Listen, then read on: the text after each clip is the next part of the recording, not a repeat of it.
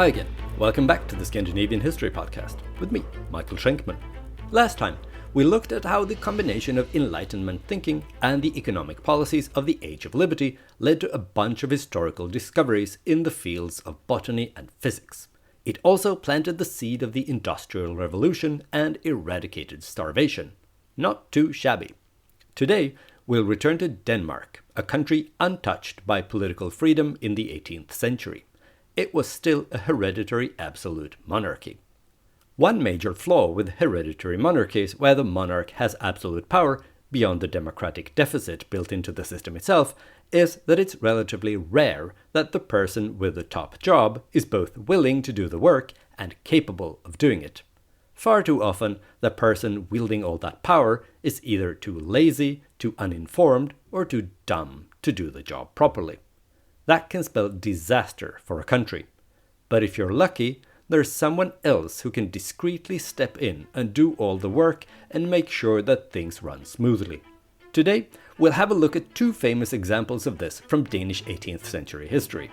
Or perhaps I should say, one famous and one infamous example.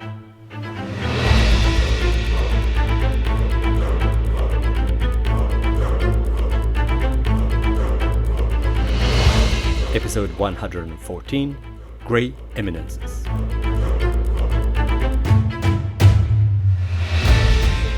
There are plenty of well-known examples of Gray Eminences, such as Cardinal Richelieu in France and Manuel Godoy in Spain. In Scandinavia, we've already met Axel Oxenstierna, who was the power behind the throne during the reigns of Gustavus Adolphus and his daughter Queen Christina. During the years of absolute monarchy in Denmark, there were also people behind the scenes who ran the kingdom when the king was either uninterested or incapable of doing so himself.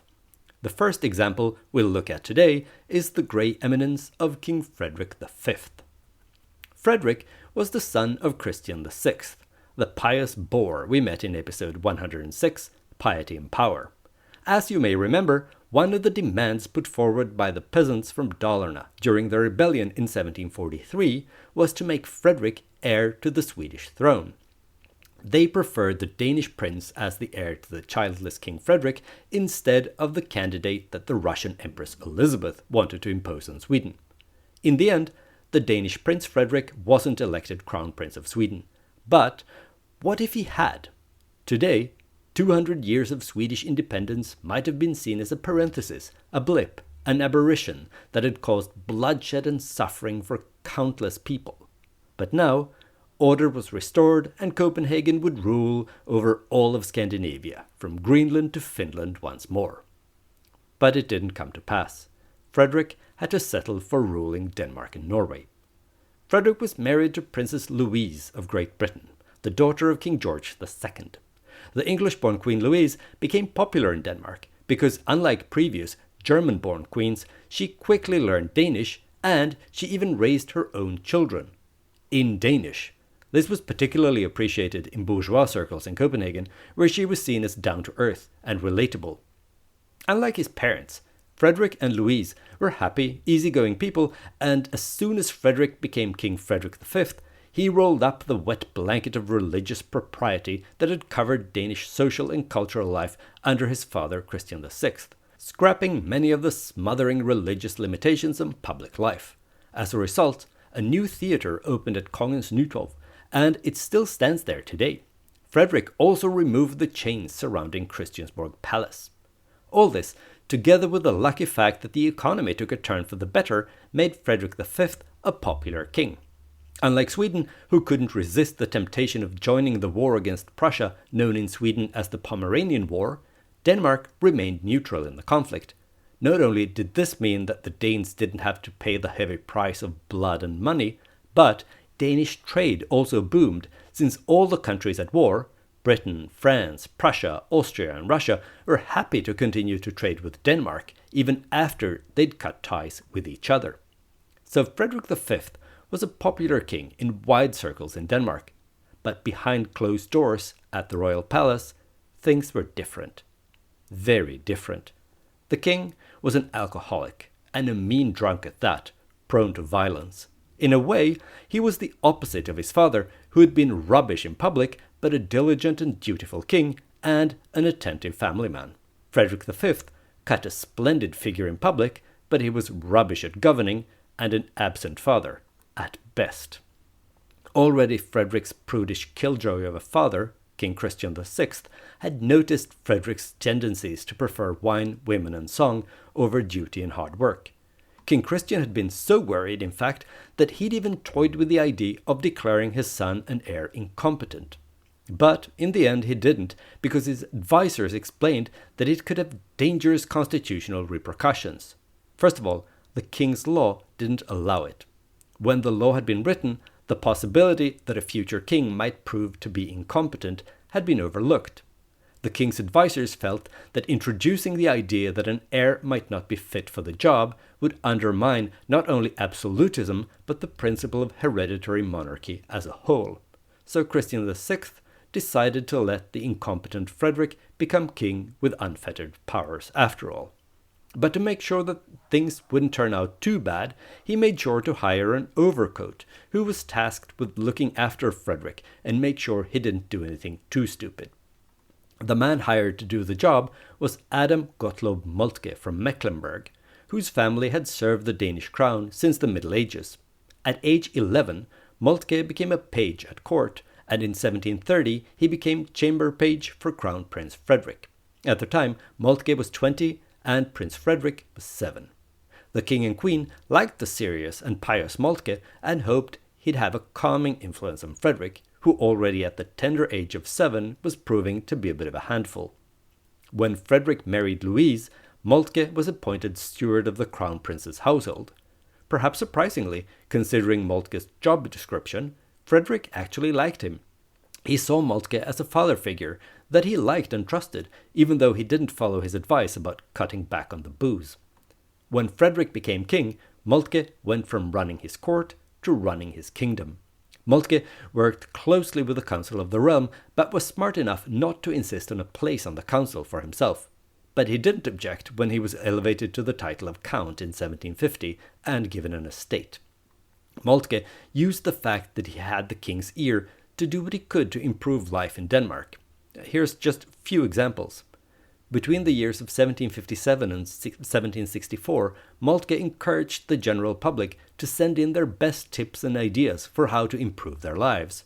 These tips and tricks were published in a journal called Denmark's and Norway's Economic Magazine. It contained advice on how to fight weeds, make wine, and grow potatoes, a new crop from America that would do much to elevate famine in Denmark and Norway, just like it did in Sweden. Another of Moltke's initiatives that can still be visited today is the posh district in the northern part of central Copenhagen called Frederiksstaden.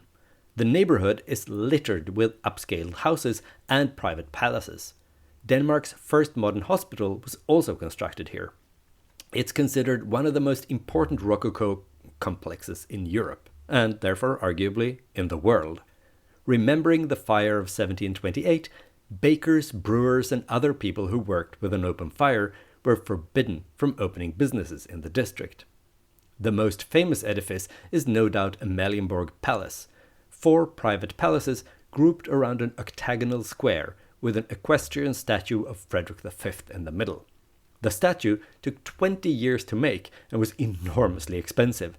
Some say it cost more than the 4 palaces overlooking it, but I've been unable to verify that. Moltke himself moved into one of these 4 palaces overlooking the square and the expensive statue. In 1784, the English historian William Cox visited Denmark and noted, "The new part of town is extremely beautiful, scarcely inferior to Bath." High praise indeed. Speaking of high praise, it has been said about Denmark during Moltke's time in power that Denmark had never been governed better. But not everyone agreed. The general public disliked Moltke, blaming him for the many Germans in the royal administration, and, more importantly, he was blamed for the king's sybaritic life of wine, women, and song. They blamed Moltke for tempting the king to abandon his duties, when in reality he did what he could to curb the king's excesses. But in a move that arguably proves his qualities, Moltke did nothing to disabuse people of this notion. He let people believe he was the evil genius behind the king's bad habits, all in the interest of safeguarding the honor of the crown. Besides, Moltke wasn't particularly worried about what the general public thought about him.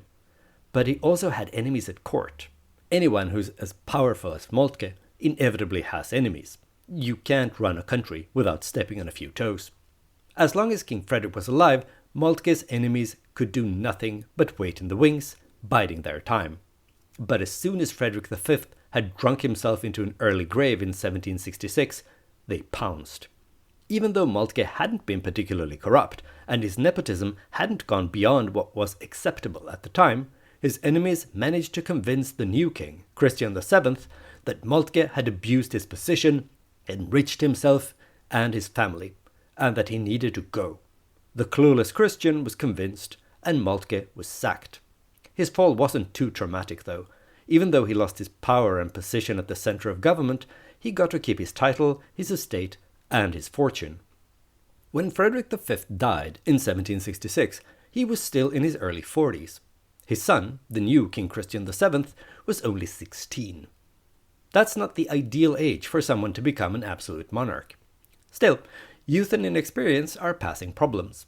But anyone who thought that a new king on the throne would mean more sober and clear-headed personal government was in for a nasty surprise, because Christian's age wasn't his only, or even biggest, problem. When he was born in 1749, his birth was greeted with great enthusiasm.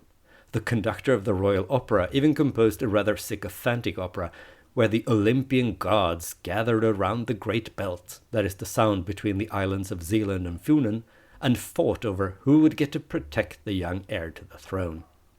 Despite all this fuss, Christian had an unhappy childhood. To begin with, his mother, Queen Louise, died during her 6th pregnancy when she was only 27 years old. Christian was 3 at the time. His father, King Frederick, remarried already the following year, and his new wife, Juliana Maria of Brunswick-Wolfenbüttel, soon gave birth to a son of her own. He was given the name Frederick, and young Christian spent his life in the neglected shadows of his younger half-brother. Juliana Maria made no secrets about preferring her own son over Christian, and his father, well, he was a violent alcoholic, so most attention the shy and sensitive Christian got from him was of the negative kind. People who knew Christian as a child said that he had a pleasant personality and a satisfactory intellect, but his education was neglected by a sadistic tutor who seemed to have been more interested in whipping his young pupil than in teaching him how to rule a kingdom. In addition to maltreatment, Christian also suffered from epileptic seizures and other mental problems that seemed to have deepened over time. In 1906, the Danish doctor Viggo Christiansen drew the conclusion that Christian VII may have been schizophrenic. Mind you, that was almost 100 years after Christian's death, so I'm not too sure about the diagnosis, but he did suffer from some serious mental issues. That much is certain. It was clear to everyone that Christian VII was not fit to rule Denmark and Norway. A group of advisors surrounding the new king took over that job, after first having gotten rid of Moltke. Christian himself didn't mind at all that he was shut out of government. Politics didn't interest him. To keep him busy, he was given a 9-year-old slave boy to play with. The king and the 9-year-old clicked, and they actually became great friends and spent a lot of time playing together. Someone Christian VII spent considerably less time with was his young wife and first cousin, Caroline Matilda. They married the same year Christian became king, and I guess it won't shock you to learn that their marriage wasn't a happy one. And it wasn't just because his intellectual capacity was limited. Christian didn't sleep with his wife, but that wasn't because he wasn't interested in sex. He was in fact very much into sex, just not with her. The year after they married, Christian met a young woman known to history as Støvlet Katrine, and fell head over heels in love with her. She was a courtesan, but that didn't stop the king from introducing her at court as his official mistress. They openly attended various court entertainments together, but they also visited brothels in the capital. This displeased not only the queen, but also the people at court, not least the dowager queen, Juliana Maria. Most people didn't object to the king having a mistress per se, but they tried to get him to pick a more suitable candidate, someone more refined, more aristocratic, and above all, more discreet. But to no avail. The king wanted Støvlet Katrine and no one else. He even called her Mistress of the Universe. Since the king couldn't be convinced to give her up, his advisors acted. Støvlet Katrine was arrested in January 1768 and sent to prison in Hamburg. Later, she was moved to Holstein, where she was treated better, but still kept under close surveillance so she wouldn't try to get back in touch with King Christian. When the mistress was out of the way, the king's advisors contrived a way to get him into the queen's bedroom. Not because they cared so much about saving their marriage, but because Denmark needed an heir to the throne. One of the advisors even wrote love letters to Queen Caroline Matilda, pretending they were from the king, and that way they managed to convince her to agree to a conjugal visit. It actually worked, and a year later, in January 1768, the queen gave birth to a son, whom they named Frederick, because there aren't enough Fredericks in this story already. That same spring, Christian VII was preparing for a tour of Western Europe. Various stops in the Holy Roman Empire, the Netherlands, England, and France were on the itinerary. The king was excited about the upcoming trip, not least because he hoped he'd be able to meet up with Støvlet Katrine somewhere along the way. His courtiers and advisors were less keen. In fact, they were terrified at the prospect of the king making a fool of himself at a foreign court. So they decided to hire a doctor that could keep him in check, maybe with suitable medications if need be. They chose a certain doctor called Johann Frederick Struensee. He'd lived in Altona, not far from Hamburg, for about a decade. There, he'd come in contact with various Danish nobles who shared his interest in the ideas of the Enlightenment. It was one of those nobles, Count Jacques Karl Rantzau, who had recommended Struensee to the king's advisors. During the 8-month tour that started in May 1768, Struensee tended to the king and managed not only to keep Christian in relatively good health, but also to befriend him. When the tour was over and everyone returned to Copenhagen in early 1769, Struensee stayed on and was appointed personal physician to the king.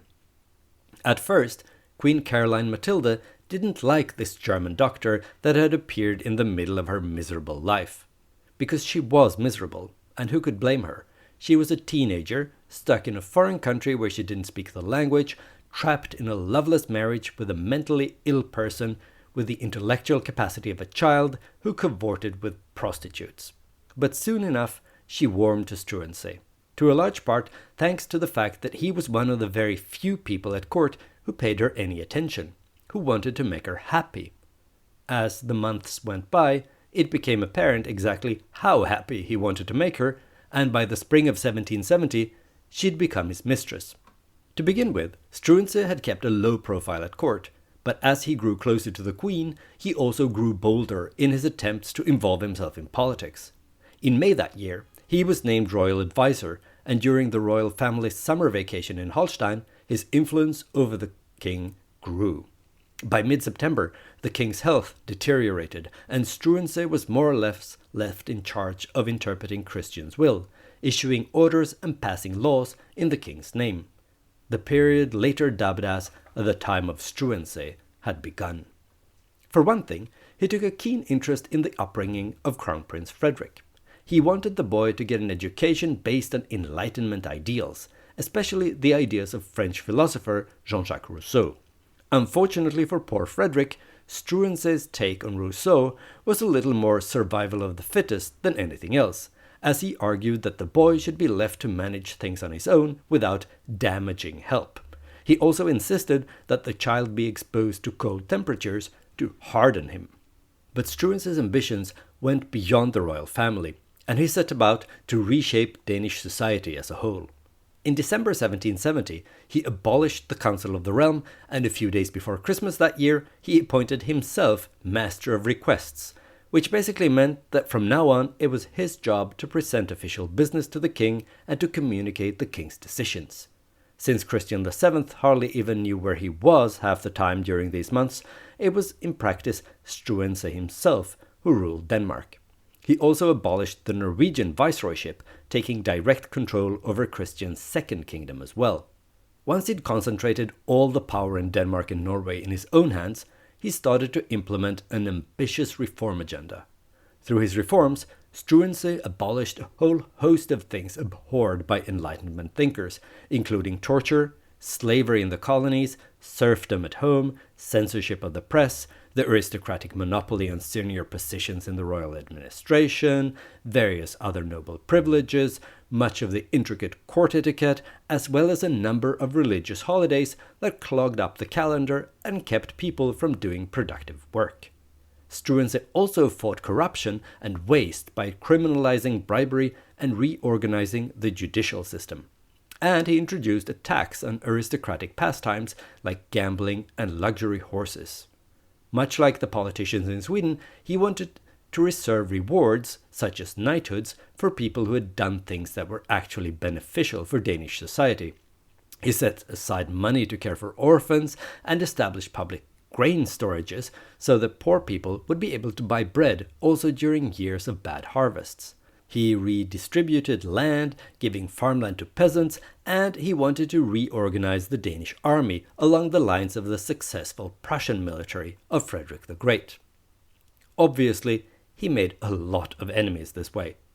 Not only aristocrats who felt personally attacked were hostile to Struensee's radical reforms. Critics of Struensee thought that he did not respect native Danish and Norwegian customs, which, in all fairness, was true. To Struensee's mind, lots of it was primitive and outdated customs that needed to be done away with for Danish and Norwegian society to flourish. This could come across as ever so slightly arrogant.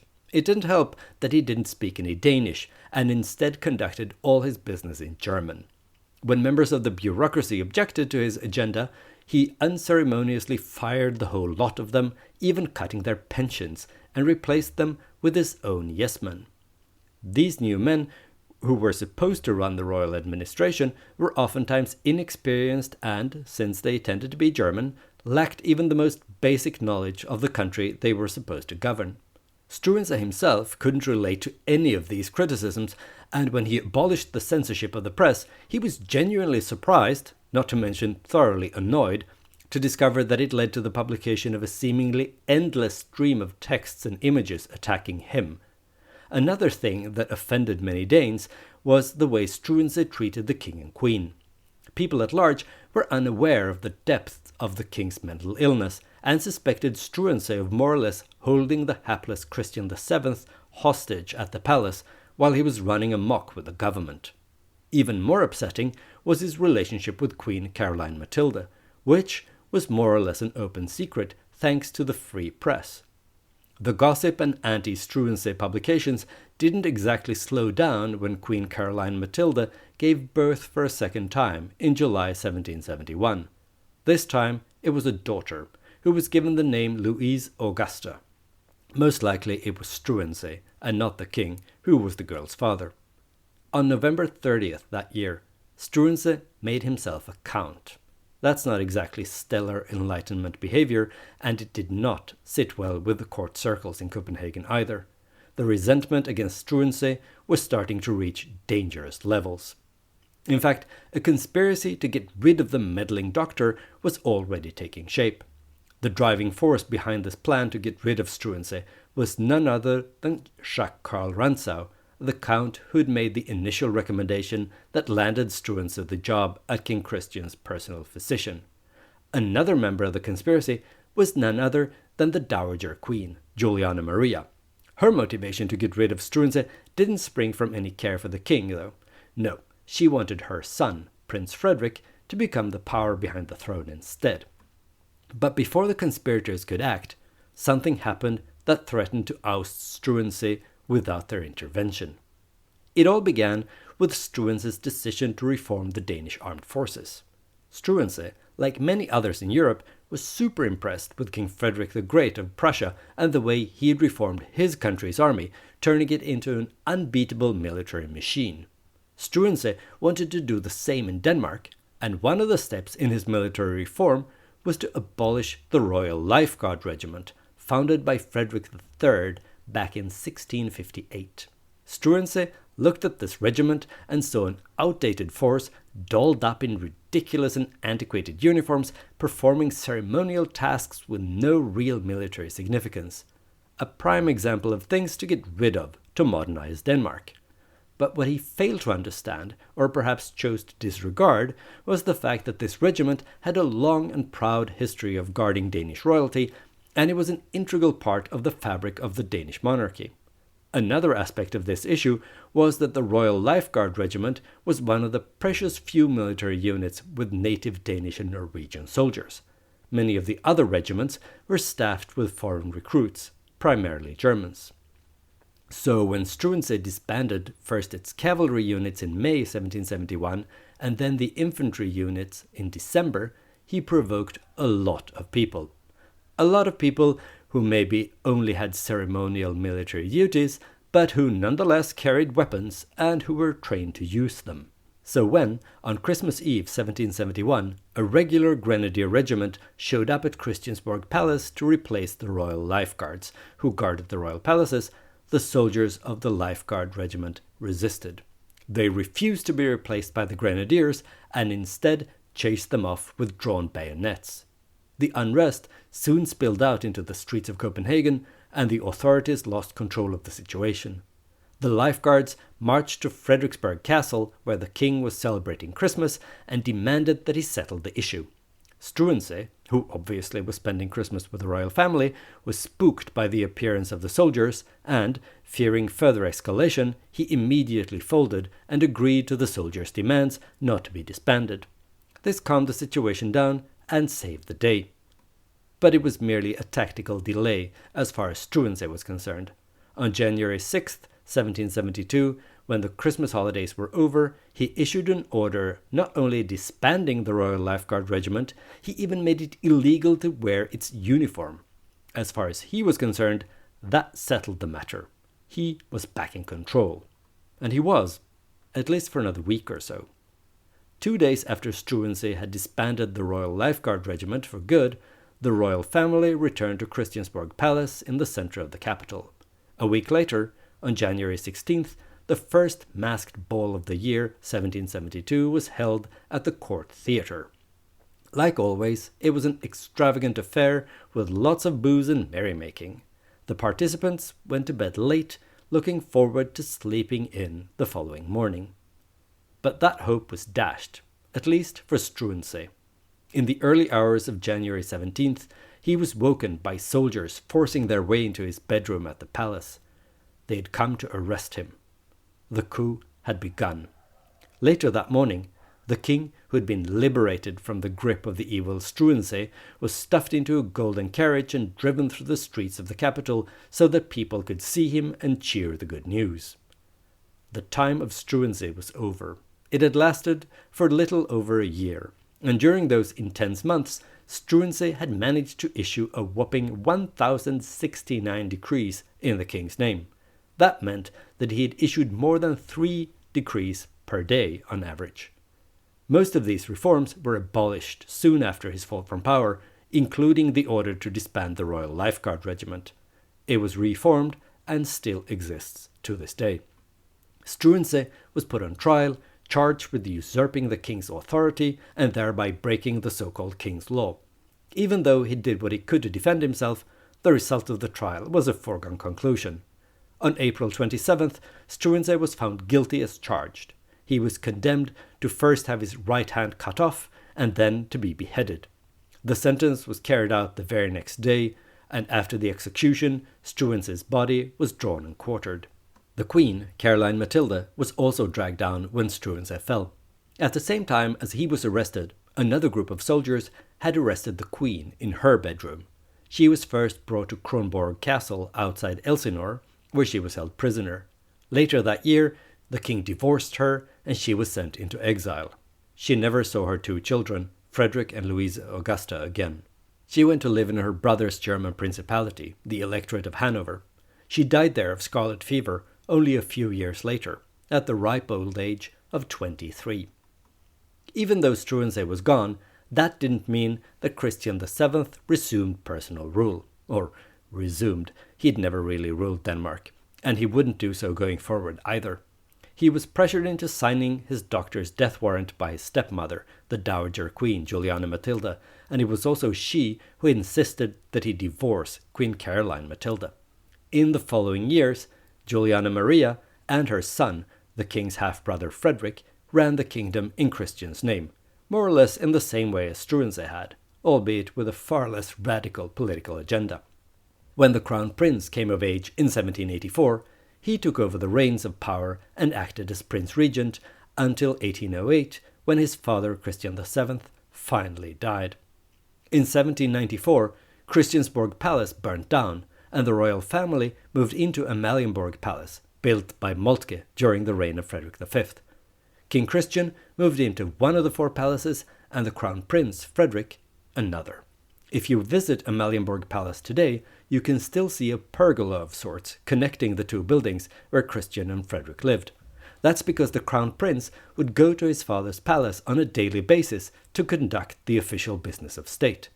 But since he was a senior member of the royal family, it was beneath his dignity to walk under the open skies, obviously. So this pergola was constructed, enabling the prince to cross the street without having to expose himself too much to the elements. Frederick's time in power was characterized by various reforms, especially in the fields of law and agriculture, but also by military defeats, something Denmark has been spared from for quite a few episodes already. We'll get back to all that in a future episode, but next time we'll follow Mad King Christian VII's sister, Sophia Magdalena, as she makes her way north to marry Crown Prince Gustav of Sweden. I hope you enjoyed this episode of the Scandinavian History Podcast.